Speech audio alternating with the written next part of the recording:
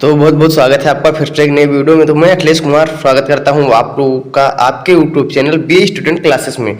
तो जैसा कि दोस्तों आप लोगों को पता होगा कि आप लोगों के लिए मैं back to back important question answer के वीडियो लाता रहता हूं। तो आज की वीडियो में हम बात करने वाले हैं समाज शास्त्र के कुछ ऐसे इम्पोर्टेंट टॉपिक, इम्पोर्टेंट क्वेश्चन जिसका आप लोगों की परीक्षा में आना ही आना एकदम तय है। तो ये क्वेश्चन आप लोगों की परीक्षा की दृष्टि से बहुत ही इम्पोर्टेंट है और परीक्षा में पूछे जाने वाले हैं। तो वीडियो को लास्ट तक देखना और बिना स्किप किए देखना। पता नहीं कौन सा क्वेश्चन आप लोगों के लिए कितना इम्पोर्टेंट हो जाए, वो सभी क्वेश्चन इसमें इंक्लूड किए गए हैं जो कि परीक्षा की दृष्टि से बहुत ही इम्पोर्टेंट है। तो चलिए बिना देरी किए हम लोग वीडियो को स्टार्ट करते हैं। अभी तक आप लोगों ने अपने सिलेबस की तैयारी नहीं की है तो अब फटाफट समाजशास्त्र की सिलेबस की तैयारी कर लीजिए। तो समाजशास्त्र की सबसे जो अहम क्वेश्चन है, सबसे जो मेन मुद्दा है, इससे पहले मैंने एक वीडियो बना दिया था, उसको आप लोगों ने नहीं देखा तो देख लीजिए। और ये सेकंड वीडियो है, समाजशास्त्र की उत्पत्ति के बारे में आप क्या जानते हैं। तो जी हाँ दोस्तों, बहुत ही इंपॉर्टेंट क्वेश्चन है। समाजशास्त्र की उत्पत्ति बहुत ही ज़्यादा पूछा जाता है, समाजशास्त्र की अवधारणा पूछ लेता है और समाजशास्त्र की परिभाषा, अर्थ परिभाषा एवं इसकी पद्धति क्या है, वैज्ञानिक पद्धति है या कला पद्धति है, ये पूछ लेता है। तो समाजशास्त्र की उत्पत्ति के बारे में हम थोड़ा सा जान लेते हैं कि समाजशास्त्र की उत्पत्ति का श्रेय फ्रांस के दार्शनिक अगस्त काम्टे को जाता है, जिन्होंने सर्वप्रथम 1838 ईस्वी में सर्वप्रथम सोशियोलॉजी शब्द का प्रयोग किया। जैसा कि आप लोगों ने पढ़ा ही होगा कि सोशियोलॉजी दो शब्दों से मिलकर बना है, सोसाइटस और लोगोस। सोसाइटस का अर्थ होता है समाज का और लोगोस का अर्थ होता है अध्ययन करना। तो इन्हीं दोनों शब्दों से मिलकर बना है, जो कि मैंने ऑलरेडी पिछले वीडियो में बता दिया था। फिर देखते हैं कि अतः काम्टे को समाजशास्त्र का पिता यानी कि फादर ऑफ सोशियोलॉजी कहा जाता है। यानी कि कभी कभी क्वेश्चन पूछ लेता है कि समाजशास्त्र का जनक किसे कहा जाता है, तो समाजशास्त्र का जनक अगस्त काम्टे को कहा जाता है। समाजशास्त्र के विकास की प्रथम अवस्था यूरोप से शुरू हुई। सामाजिक जीवन के बारे में व्यवस्थित ढंग से सोचने का प्रयास यूरोप के यूनानी दार्शनिक प्लेटो तथा उनके शिष्य अरस्तु को जाता है। अगस्त काम्टे ने समाज से संबंधित अध्ययन को सर्वप्रथम सामाजिक भौतिकी यानी कि सोशियोलॉजी फिजिक्स के नाम से पुकारा। अब इसमें ये भी इम्पोर्टेंट क्वेश्चन बन जाता है MCQ का कि समाज से संबंधित अध्ययन को सर्वप्रथम अगस्त काम्टे ने समाज से संबंधित अध्ययन को सर्वप्रथम किस नाम से पुकारा था, तो क्या सामाजिक भौतिकी के नाम से पुकारा था। समाजशास्त्र में हर्बर्ट स्पेंसर तथा मैक्स वेबर का नाम विशेष रूप से प्रसिद्ध है। जैसा कि इसमें बहुत सारे हैं, Plato, Herbert Spencer, Max Weber, Ginsberg, Gillin and Gillin, MacIver एवं पेज, तो ये सब बहुत ही ज़्यादा फेमस हैं। तो यहाँ पर फिर देखते हैं कि मानव एक सामाजिक प्राणी है, इसलिए प्रारंभ से समाज के विषय में चिंतन करता रहा है। भारत में वेदों, संहिताओं, स्मृतियों में मानव तथा समाज का उल्लेख किया गया है। विष्णुगुप्त ने अर्थशास्त्र में समाज पर लिखा है, क्या लिखा है कि अर्थशास्त्र में विष्णुगुप्त का अर्थशास्त्र, यानी विष्णुगुप्त कौन है, कौटिल्य, चाणक्य जिसे आप लोग मानते हैं, जानते हैं, चाणक्य के नाम से, कौटिल्य के नाम से उनका नाम है विष्णुगुप्त। और उन्होंने अर्थशास्त्र नाम की बहुत बड़ी पुस्तक लिखी है, उनमें समाज के ऊपर भी उन्होंने लिखा है। इसके बाद समाजशास्त्र का जन्म 1838 में फ्रांसीसी चिंतक अगस्त काम्टे से माना जाता है। और ये माना जाता है नहीं, माना गया है और साथ साथ में ये सत्य भी है। उन परिस्थितियों का उल्लेख जब समाजशास्त्र का विज्ञान के रूप में जन्म हुआ, तत्कालीन यूरोप का बौद्धिक परिप्रेक्ष्य महत्वपूर्ण है। तो क्या है कि जब समाजशास्त्र का वैज्ञानिक के रूप में जन्म हुआ ना, तब यूरोप का बौद्धिक परिप्रेक्ष्य महत्वपूर्ण था।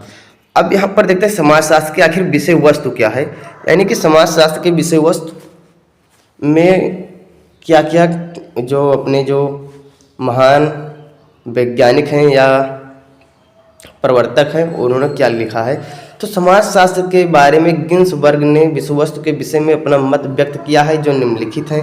तो क्या है कि सामाजिक रचनाकार या आकार की इस वर्ग में उन वस्तुओं का अध्ययन किया जाता है जिनके व्यवहार नियंत्रित होते हैं, जैसे समुदाय, समितियां आदि। सामाजिक नियंत्रण इसके अंतर्गत उन वस्तुओं का अध्ययन किया जाता है जिसमें मानव व्यवहार नियंत्रित होते हैं, जैसे कानून, धर्म, नीति तथा संघर्ष आदि। अब क्या है, सामाजिक रचनाकार या आकार की, आकार जो होता है उसका, जैसे समूह, समुदाय, समिति हो गया। और फिर सामाजिक नियंत्रण हो गया, सामाजिक प्रक्रियाएं हो गई। प्रक्रियाएं क्या हैं? जैसे अंतः क्रियाएं, संबंध, सहयोग, संघर्ष। तो ये हो गई सामाजिक प्रक्रियाएं। जैसे इन प्रक्रियाओं का अध्ययन किया जाता है जो विभिन्न वर्गों में प्रचलित रहती हैं। अब इसी के साथ देखते हैं चौथा नंबर है कि सामाजिक व्याधिकी। इसके अंतर्गत आप लोगों को सामाजिक विघटन, अपराध, निर्धनता, बेगारी, आत्महत्या आदि व्याधियों का अध्ययन किया जाता है। तो ये दो क्वेश्चन आप लोगों के लिए बहुत ही इंपॉर्टेंट है, आप लोग अच्छे से तैयार कर लेना। और फिर से देखते हैं जो बहुत ही मोस्ट इंपॉर्टेंट क्वेश्चन है, ये लघु उत्तरीय में आता है, 50 से 100 शब्दों में पूछ लेता है ये कि समाज क्या है, समाज की परिभाषा दीजिए। तो एम गिन्सबर्ग ने समाज को परिभाषित करते हुए लिखा है कि समाज व्यक्तियों का संकलन है जो अनेक संबंधों और व्यवहार की विधियों द्वारा संगठित है तथा उन व्यक्तियों से भिन्न है जो इस प्रकार के संबंधों द्वारा बंधे नहीं हैं। फिर कौन लिखते हैं? E.B. र्यूटर ने लिखा है कि समाज एक अमूर्त धारणा है जो एक समूह के सदस्यों के बीच पाए जाने वाले पारस्परिक संबंधों की संपूर्णता का बोध कराती है। और इसी के साथ साथ हमारा नेक्स्ट क्वेश्चन आता है, विशुद्ध और सीमावर्ती समुदाय के कुछ उदाहरण दीजिए।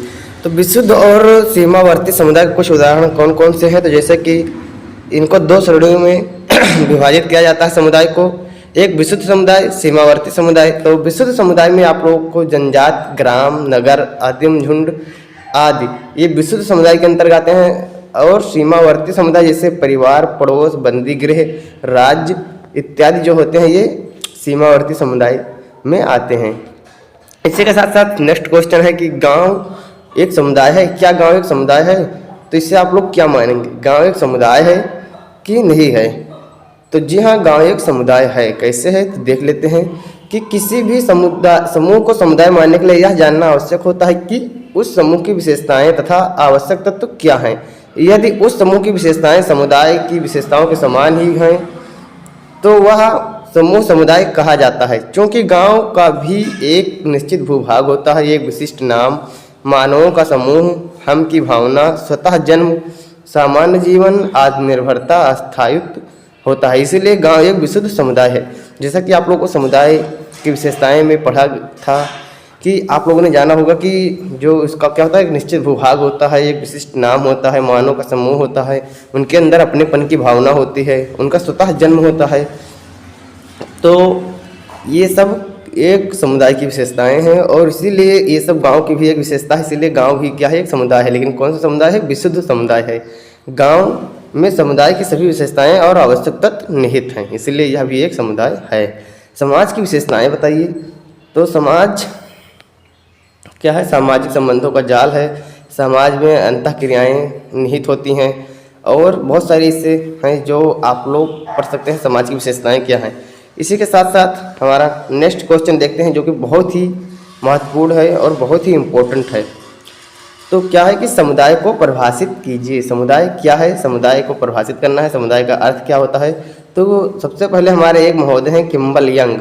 तो किम्बल यंग के द्वारा क्या कहा गया कि समुदाय एक ऐसा समूह है जो एक ही संस्कृति के अधीन एक स्थान अथवा क्षेत्र में रहता है और अपनी प्रमुख क्रियाओं के लिए सामान्य भौगोलिक केंद्र से प्रभावित होता है। फिर गिन्सबर्ग का क्या कहना है? गिन्सबर्ग समुदाय की परिभाषा करते हुए कहते हैं कि समुदाय एक निश्चित भूभाग पर रहने वाली वह समस्त जनसंख्या है जो सामान्य नियमों की व्यवस्था द्वारा जीवन की अंतः क्रियाओं को प्रभावित कर साथ साथ रहती है। अब यहाँ पर दो लोगों ने बताया, दो तरीके से बताया है। जो कि पहले किम्बल यंग ने बताया कि एक समूह है जो एक ही संस्कृति के अधीन स्थान पर या क्षेत्र में रहता है। और दूसरे गिन्सबर्ग ने क्या बताया कि एक निश्चित भूभाग है जहाँ पर रहने वाली समस्त जनसंख्या क्या है, एक सामान्य नियमों की व्यवस्था के द्वारा जीवन अंतः क्रियाओं को प्रभावित कर साथ साथ रहती है। तो ये दो लोगों का थोड़ा अलग अलग है, लेकिन दोनों समुदाय का बहुत ही बेहतरीन नियम है और बहुत ही अच्छा नियम है। इस साथ समाज और समुदाय में अंतर बताइए। समाज और समुदाय में अंतर निम्नलिखित हैं। समाज का कर्मस्थल विशाल है, यह व्यापक धरातल पर काम करता है, जबकि समुदाय का कर्मस्थल सीमित है। यानी कि समाज का कर्मस्थल विशाल है और समुदाय का कर्मस्थल क्या है? सीमित है। यह निश्चित क्षेत्र में काम करता है और समाज क्या है? यह व्यापक धरातल यानी कि पूरे धरातल पर ये काम करता है, बहुत ज़्यादा एक क्षेत्र तक। क्या समाज औपचारिक संबंधों पर आधारित होता है, जबकि समुदाय के संबंध अनौपचारिक होते हैं, यानी कि वो केवल अपनेपन की भावना उनमें ज़्यादा होती है।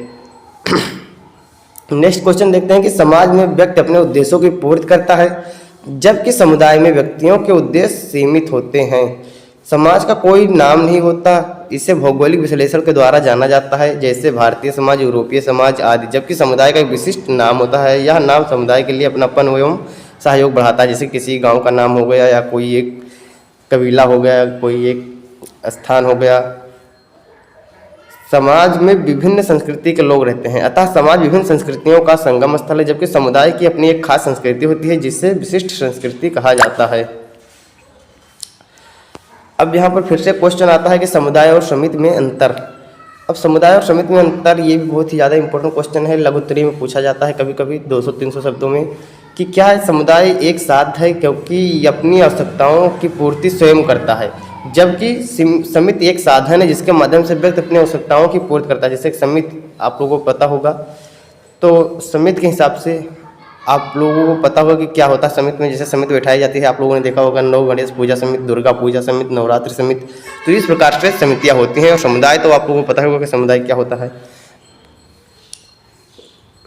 इसी के साथ साथ समुदाय स्थायी प्रकृति के होते हैं, जबकि समिति अस्थायी प्रकृति की, अस्थायी प्रकृति की। समुदाय की स्थापना किसी विशेष उद्देश्य को ध्यान में रखकर नहीं की जाती है, जबकि समिति की स्थापना एक निश्चित उद्देश्य को ध्यान में रखकर की जाती है, और उद्देश्य की पूर्ति होने पर यह समिति समाप्त भी हो जाती है। जैसे कि यदि दुर्गा पूजा की समिति रखी गई तो क्या होता है, उसका उद्देश्य केवल दुर्गा पूजा तक ही सीमित होता है, उसके बाद क्या हो जाता है, उसको समाप्त कर दिया जाता है, वो समाप्त हो जाती है। जबकि समुदाय क्या होता है, वो कभी समाप्त नहीं होते हैं। इसी के साथ साथ देख लेते हैं कि संस्था के लक्षण और संस्था के कार्य, ये दो क्वेश्चन बहुत ही ज़्यादा इंपॉर्टेंट हैं, तो इसको आप लोग अच्छे से तैयार कर लेना। कि संस्था के लक्षण बताइए। गिलिन और गिलिन ने संस्था के निम्नलिखित 6 लक्षण बताए। क्या संस्कृति व्यवस्था की इकाई होती है, अधिक स्थायित्व होता है, सुस्पष्ट एवं अथवा अनेक उद्देश्य इनके होते हैं, सांस्कृतिक उपकरण होता है, प्रतीक और परंपरा, ये संस्था के कुछ लक्षण हैं। और संस्था के कार्य देख लेते हैं कि मानव आवश्यकताओं की पूर्ति, संस्थाएं स्वयं साधन नहीं है, मानव आवश्यकताओं की पूर्ति साधन मात्र है। पद और कार्य यानी भूमिका प्रदान करना, अनुरूपता उत्पन्न करना और व्यक्ति के कार्य को सरल बनाना। आप लोगों को पूरा PDF मिल जाएगा, आप लोग इसे डाउनलोड कर लेना टेलीग्राम चैनल से, वहाँ पर मैं इसको सेंड कर दिया हूँ पहले ही, बहुत पहले से पड़ा है। तो आज के लिए इतना है, देखते हैं नेक्स्ट वीडियो में मिलते हैं, और नेक्स्ट वीडियो में आप लोगों के लिए बहुत ही इंपॉर्टेंट क्वेश्चन लेकर आऊँगा। चलिए मिलते हैं नेक्स्ट वीडियो में, तब तक के लिए जय हिंद, जय भारत, जय हिंद दोस्तों।